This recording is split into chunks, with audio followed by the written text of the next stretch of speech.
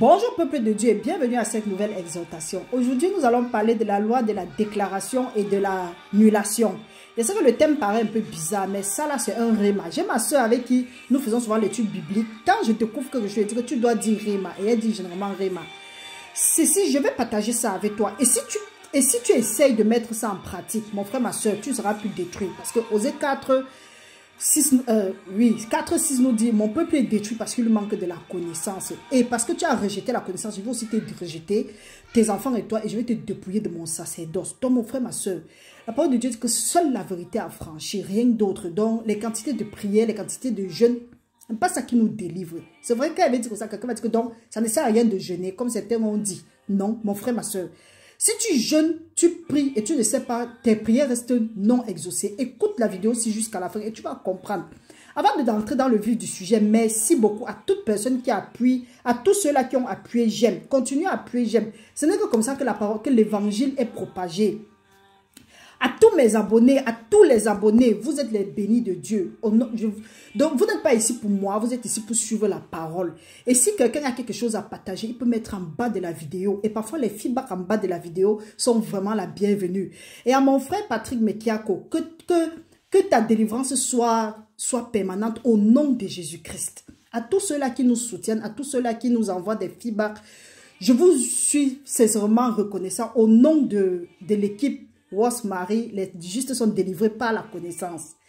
Frères et sœurs, je tiens sincèrement à vous remercier et en tout cas, continuons dans cette lancée. Le Seigneur est fidèle et il se manifeste même dans nos vies.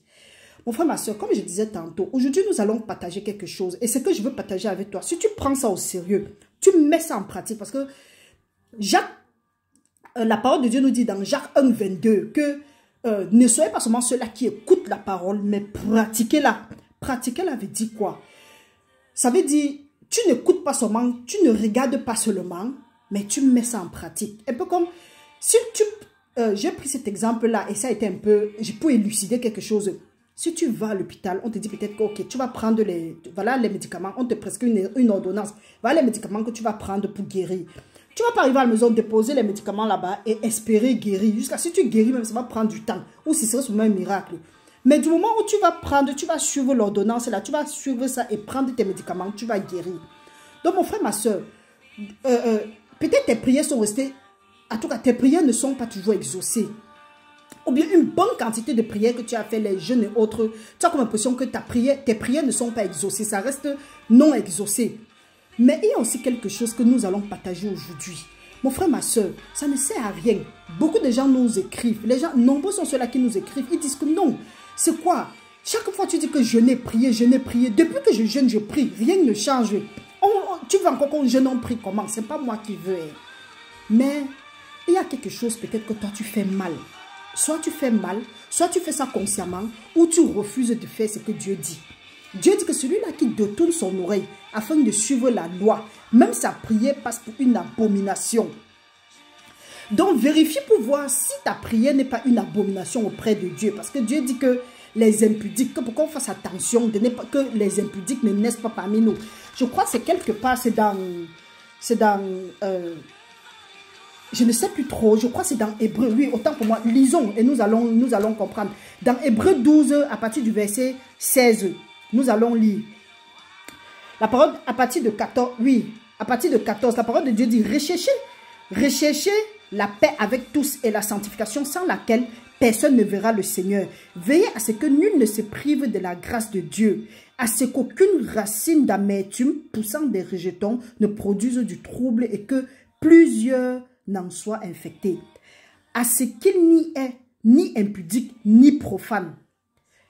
Généralement, on croit que les impudiques sont seulement ceux-là en tout cas ceux-là qui sont dans des désordres sexuels. Non. Même quand tes actes ne sont pas purs, c'est impudique. On parlait d'impudicité. Tes actes, c'est quoi? Ta façon de raisonner, ta façon de faire les choses, là, c'est l'impudicité. Et ça devient l'abomination à Dieu. Parce que si Dieu dit que ce qu'il veut, c'est notre sanctification. C'est pour dire que l'impudicité ne doit même pas avoir sa place. La sanctification, c'est quoi? C'est faire ce que Dieu veut. Parce que parfois, on confond sanctification et dépouillement. Dépouillement n'a rien à voir avec la sanctification. Si Dieu te dit d'aimer ton frère, aime tes ennemis, la seule chose que tu as fait, c'est d'obéir. Tu ne discutes pas. Maintenant, quand tu n'obéis pas, tu vas subir. Comme je disais, les gens disent souvent que non, j'ai prié, j'ai jeûné. Tu as prié, tu as jeûné, certes. Mais il faut savoir, Matthieu 21, verset 22 nous dit, tout ce que vous demandez dans la prière avec foi, sachez que vous avez reçu et vous allez voir la chose s'accomplir. Toi, c'est que si tu as prié et tu as prié avec la parole de Dieu, il faut savoir que Dieu t'a exaucé. Mais le problème, c'est que nous, on est souvent ignorants. On a prié, on a déclaré, mais nous-mêmes nous annulons. Comment? Tu as prié peut-être pour un père qui est sous là. Tu as prié pour un frère qui est drogué. Ou bien pour un fils qui est drogué. Tu as prié pour une fille qui est prostituée. Pour une soeur qui est prostituée. Tu as prié pour un boss qui te rend la vie difficile au lieu de travail. Tu as prié peut-être pour un voisin ou même pour une voisine qui a maître. Ok. Est-ce que tu as pris le temps d'annuler ce que tu as mis sur la tête de cette personne-là? Non. Tu n'as pas encore pris le temps d'annuler. Maintenant, tu dis que tu pries. Disons que tu as prié. Pourquoi tu pries et tu reviens, tu dis que depuis qu'on prie pour le soula là, pourquoi il ne laisse pas l'alcool? Depuis que je prie pour le bossi, il continue seulement à être méchant. Un méchant type comme ça là. Regarde même son front là-bas. Voilà. Tu as toi-même annulé tes prières. Depuis que je prie pour la fille là, c'est seulement comme si, regarde comment elle s'habille. C'est quoi comme ça? La fille ne peut pas bien s'habiller. Regarde là, tu es en train d'annuler tes prières. Alors que tu as passé le temps à dire que Seigneur, visite telle personne avec ta miséricorde. Père, touche le cœur de... Tu as dit que tu vas toucher le cœur de mes ennemis en ma faveur. Oh Seigneur. La parole de Dieu dit que ce que tu vas lier sur la terre sera lié au ciel. Ce que tu vas délier sur la terre sera délié au ciel. Tu as lié, tu as délié. Tu as fait ce que Dieu a dit. Tu as prié selon la volonté de Dieu. Parce que Jésus-Christ a dit que ne répétez pas les paroles comme les païens qui croient que c'est à force de répéter les paroles qui se feront entendre par Dieu. Ils se feront exaucer. Mais quand tu pries, prie comme ça là. Donc tu dois prier la volonté parfaite de Dieu. Tu as bien prié la volonté parfaite de Dieu. Rien à faire. Tu as jeûné, tu as prié, c'est bon. Mais l'erreur que tu as fait, c'est que toi-même tu as annulé. Tu as annulé tes déclarations. Pourquoi? Parce que quand tu as fini de prier, au lieu de faire l'action de grâce, tu as fait l'action d'annulation. Je ne sais pas si tu comprends. Et je prie que tu comprennes. Quand tu finis de prier, commence à dire merci Seigneur. Et avant de prier pour quelqu'un, assure-toi que tu as dit Seigneur, toute parole mauvaise que j'ai placée sur la tête de telle personne, toute parole mauvaise que j'ai déclarée dans la vie de telle, je me confesse, je demande pardon, je me repens autant pour moi, je me repens Seigneur. Papa, que les paroles négatives que j'ai prononcées dans la vie de tel, que ça ne se manifeste jamais au nom puissant de Jésus-Christ. L'erreur que nous faisons, c'est que nous nous engageons dans la prière sans toutefois pardonner aux autres. Alors que la parole de Dieu dit que si tu veux offrir ton offre, si tu viens pour offrir ton offrande, assure-toi que tu n'as rien avec ton frère. Et si tu te rends même compte que tu as quelque chose avec ton frère, dépose ton offrande. Cours d'abord arranger ton problème avec ton frère avant de revenir donner ton offrande. Mais non, nous on ne comprend pas ça. On vient devant Dieu avec le cœur plein d'amertume. Alors que Dieu a dit qu'aucune racine d'amertume ne pousse entre nous. On vient devant Dieu étant fâché. On vient devant Dieu en disant que oui, Père, tu vas nous exaucer. Jacques 5,16 dit que quoi? Que la prière du juste a beaucoup d'efficacité. Le juste, c'est qui? Jésus-Christ est le seul juste. Mais gloire à Dieu. Quand tu acceptes le Seigneur Jésus-Christ dans ta vie, peu importe ce que tu as fait, tu deviens la justice de Dieu dans le Seigneur Jésus-Christ. Selon 2 Corinthiens 5, 21. Tu deviens la justice de Dieu dans le Seigneur Jésus-Christ. C'est pour dire quoi? Ta prière aussi a beaucoup d'efficacité quand tu as le cœur de Jésus-Christ. Quand tu dis que oui, Jésus-Christ habite en toi, tu reflètes Jésus-Christ. Jésus-Christ n'avait pas d'amertume en lui. Les seuls gens avec qui Jésus-Christ a un peu fait la tête, c'était des pharisiens. Ceux-là qui exerçaient la profession de connaître Dieu, mais à la fin, c'était plutôt une certaine religion. Ils utilisaient Dieu seulement pour atteindre leurs objectifs. Et leurs objectifs, généralement, c'était des désirs bizarres. C'est que si tu as vraiment l'identité de Christ en toi, la fâcherie, la rancune, la vengeance, l'énervement, l'amertume, ça ne va pas se retrouver en toi. Au contraire, Dieu dit, soyez toujours joyeux.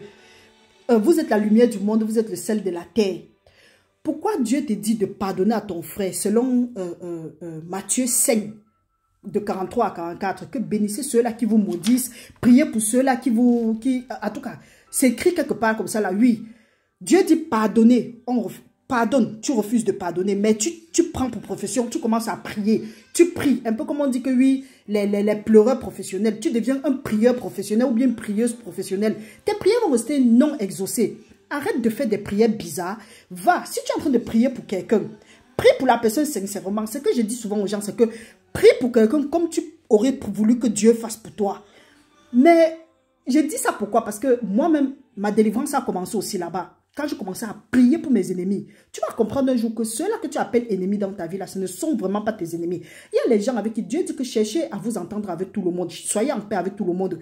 Ce n'est pas avec tout le monde que tu seras en paix. Il y aura toujours des gens que quand tu vas vouloir être en paix avec eux, ils vont toujours vouloir être en guerre avec toi. Mais là, ce n'est pas ton problème. Accomplis ta part et tu vas voir comment le Seigneur va accomplir sa part. Ça ne sert à rien de passer le temps à jeûner, prier. Si tu jeûnes, tu pries et que tu as la main, tu mets, et que tu es fâché de quelqu'un, ou bien quelqu'un t'a fait quelque chose, tu n'arrives pas à pardonner, ça vaut la peine de rester tranquille. Parce que même ta prière devient une abomination. Et Dieu n'exauce pas les abominations. Dieu a ça en abomination, donc en horreur. Donc même ta prière ne va pas monter comme un parfum de bonne odeur. Donc mon frère, ma soeur, à partir d'aujourd'hui, je prie que tu aies compris ce que la parole de Dieu dit ici, ce que le Saint-Esprit est en train de dire à travers ma bouche. Donc prends la résolution. Quand tu veux prier pour quelqu'un, demande à Dieu, commence à te confesser. La parole de Dieu dit que si notre cœur, dans 1 Jean, je crois que c'est dans 1 Jean, je ne sais plus trop où, dans 1 Jean 3, de 21 à 22, il dit, je lis, bien-aimés, si notre cœur ne nous condamne pas, nous avons l'assurance devant Dieu que, quoi que ce soit que nous demandions, nous le recevons de lui. Ton cœur ne te condamne pas. Tu es en train de prier pour quelqu'un ou tu es en train de prier pour quelque chose. Pourquoi est-ce que tu auras peur? Généralement, on demande les choses, on ne reçoit pas parce que tu pries, tu dis que oui, il y a telle personne qui m'avait énervé, il y a telle personne que depuis Kala. Et nous sommes forts dans ça. On se rappelle toujours de ce qu'on nous avait fait de mal. On ne se rappelle pas de ce qu'on nous a fait du bien. Quand tu viens avec cette mentalité-là, est-ce que tu crois que Dieu va t'exaucer? C'est pour ça que tu pries, tu jeûnes, rien ne change. Si tu veux que les choses changent, commence à prier pour tes ennemis. Commence à prier pour ceux-là qui t'ont fait du mal. Mais ne commence pas à prier que Seigneur bénis-le, vise-le avec ta miséricorde. Non. Dis d'abord que toute parole mauvaise que j'ai posée sur la tête de tel, que je prononçais sur la tête de tel, que ça tombe à partir de maintenant, je le pardonne volontairement. Père éternel, aide-moi. De moi-même, je ne peux pas. Mais avec toi, je suis plus que vainqueur. Merci Père éternel, donne-moi un nouveau cœur. Nous devons crier comme David. Dis que Seigneur, enlève ce cœur de pierre et donne-nous un cœur de chair au nom de Jésus-Christ. Donc, et si tu fais ça, si nous faisons ça, nous allons voir nos prières exaucées chaque jour. Papa, nous serons heureux, nous serons épanouis, nous serons mieux à l'aise. Parce que la parole de Dieu nous dit que soyez bons envers les uns envers les autres, compatissant, vous pardonnant réciproquement comme Dieu vous a pardonné. Dieu dit que si nous pardonnons à ceux-là qui nous ont offensés, Dieu aussi va nous pardonner nos offenses. Maintenant, quand tu refuses de pardonner à quelqu'un, tu crois que Dieu va te pardonner et il va exaucer ta prière. Non, Nalaï, tu mens. Parce que la parole de Dieu dit que quoi? On ne se moque pas de Dieu. Ce qu'un homme sème, il va récolter. Tu as sémé quoi? Est-ce que tu as sémé le pardon? Si tu sèmes le pardon, tu vas recevoir le pardon. Mais si tu sèmes l'énervement, l'amertume, la vengeance, c'est ce que tu vas aussi tu vas récolter. On parle, là maintenant, on parle de la loi de la sémence et de la récolte. Donc, ne fais plus l'erreur. Si tu constates que tes prières ne sont pas exaucées, mon frère, ma soeur, essaye juste de suivre ça.